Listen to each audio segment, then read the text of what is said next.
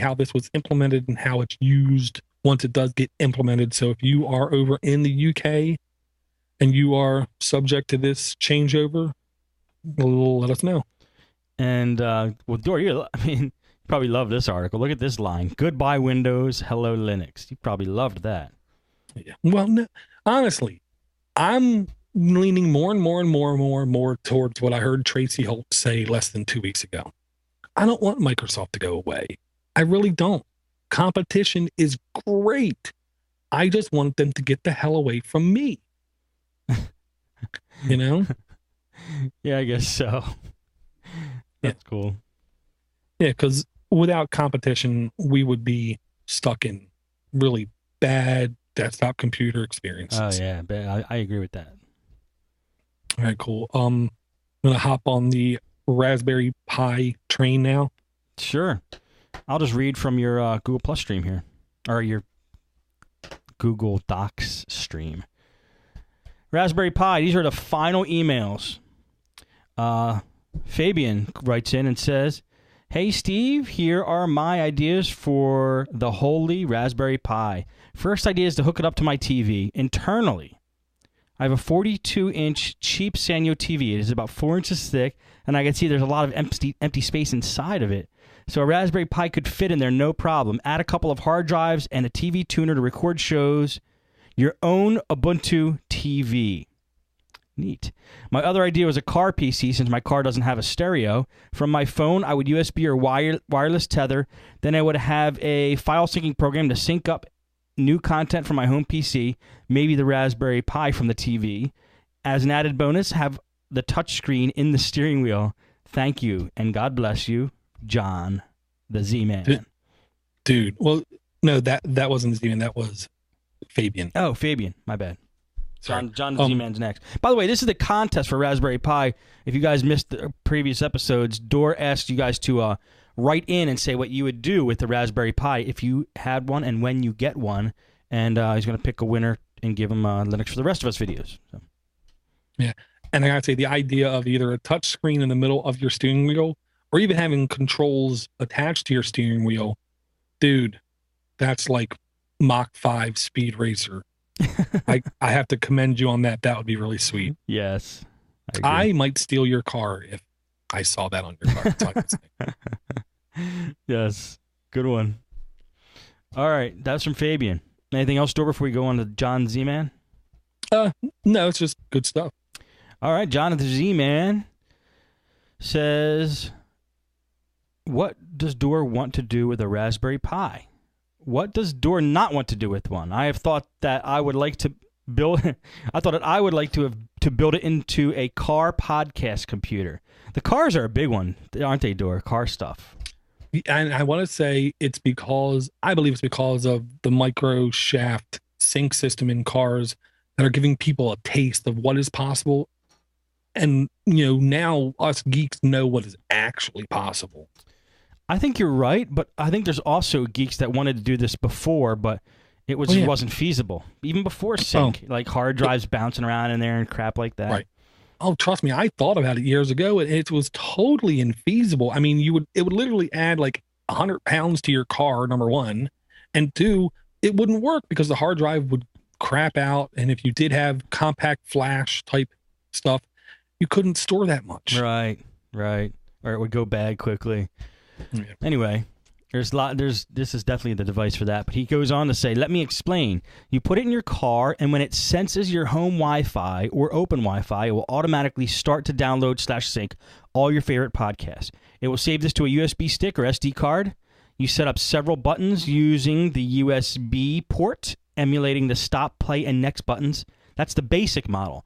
For more advanced, add on a 4.3-inch LCD TFT monitor. Add the buttons to the bottom of the screen. Now, he did put a link in there to that monitor he's talking about. And it's a tiny URL. And here it is. Here's the monitor. 4.3-inch LCD TFT rear view monitor screen for car backup camera. So it's meant for a car backup camera, but they just have a picture of some chick standing in front of it. That's pretty... Wow, look where it's mounted in that picture, right above the steering wheel. Not safe. No, that might cut down your visibility. Anyway, it's the perfect, idea for interface for that. It looks pretty cool, and it's $40 for the screen. That's not bad. I know. That's a good price. Really cool.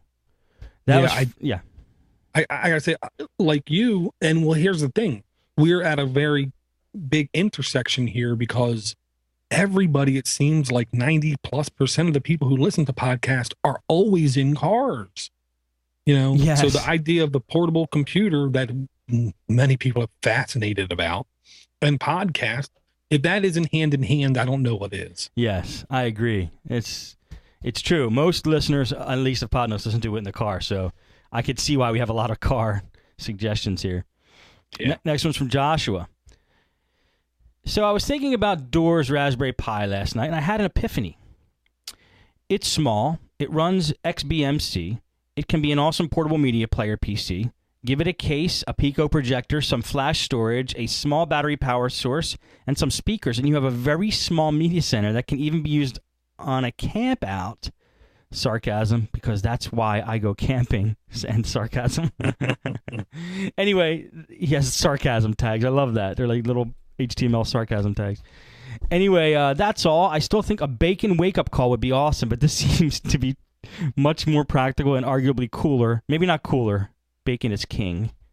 Thanks for the awesome sauce show, Josh. Oh, that's cool. Yeah, first of all, bacon is king. But this, I think this is really cool. A mini theater system with a Pico projector. Yeah, and that's the thing. I've heard of Pico Pro projectors in the past, but it didn't stick with me. Pico projectors are basically very futuristic Star Trek, Star Wars small devices, literally palm of your hand, and in a dark room, and it had to be pretty dark, I'm assuming.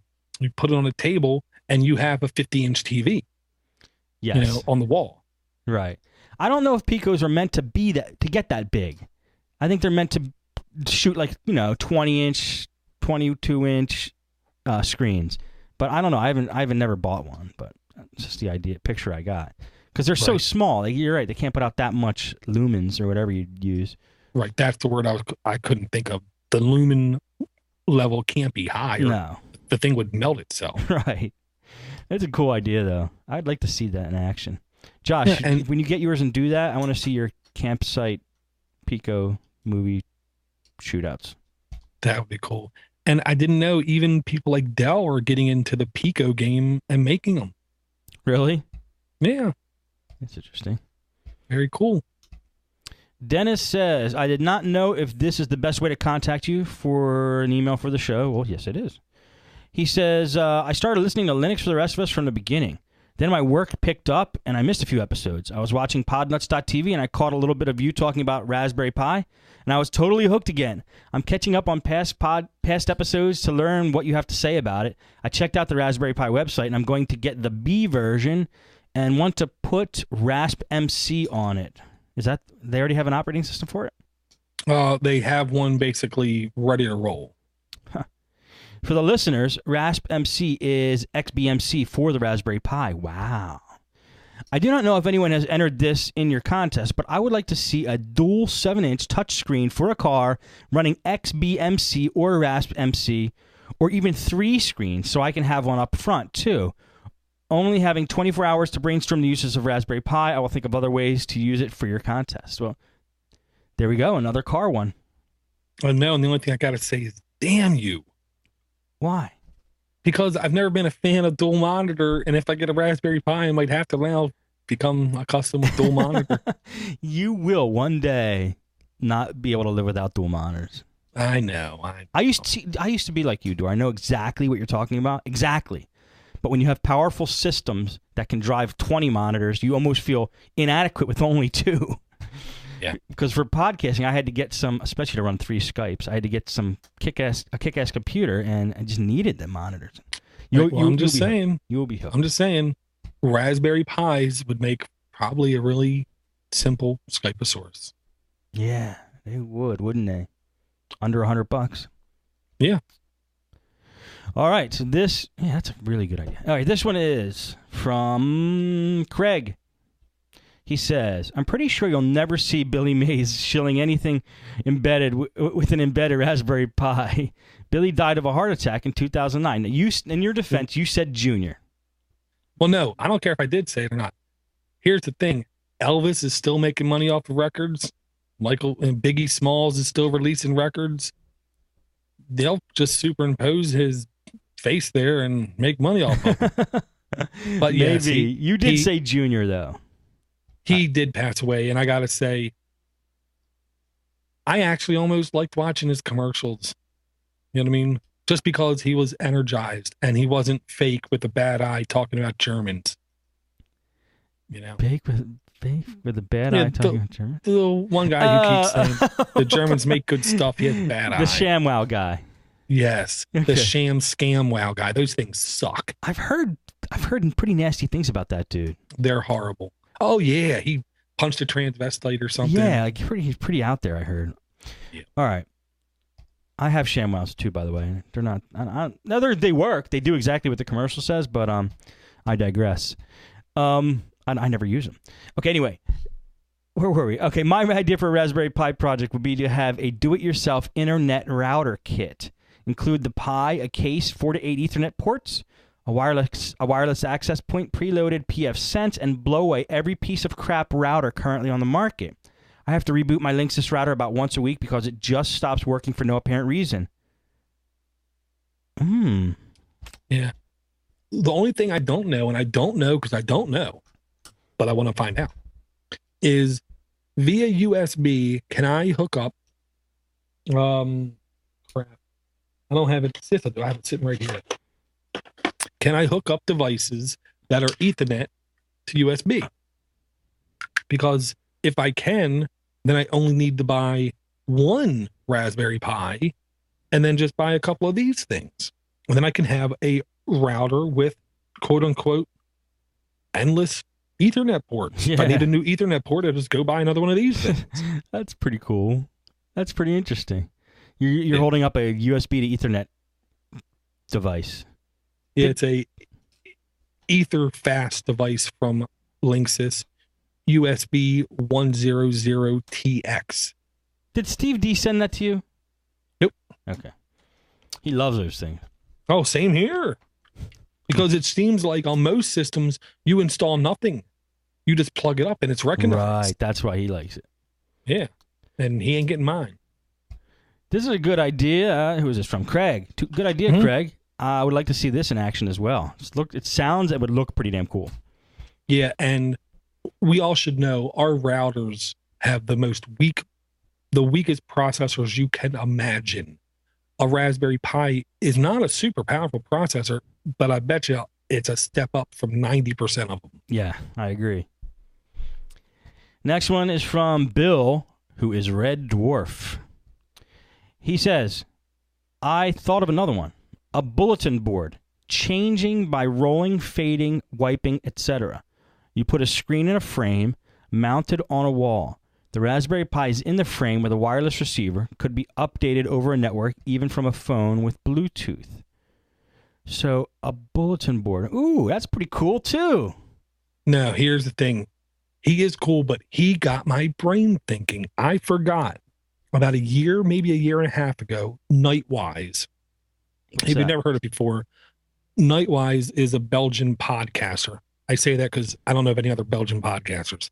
Who does a really good job. He is truly cross-platform guy. Okay. He'll do a cast on how to get something done in Mac. His next cast, he'll tell you how to do something completely different in Windows. His next cast will be something about Android. His next cast will be something about Linux. He's one of the few guys I know that actively uses everything he possibly can, doesn't hate on any of them, and just talks about them. He did a cast a year and a half ago where he was talking about this dream system. This would be something he would love to see, and it would be really cool, but it can't be done right now kind of thing. And it was basically, you would sit down at the breakfast table, you would have a screen sitting there in front of you, it would know because of the time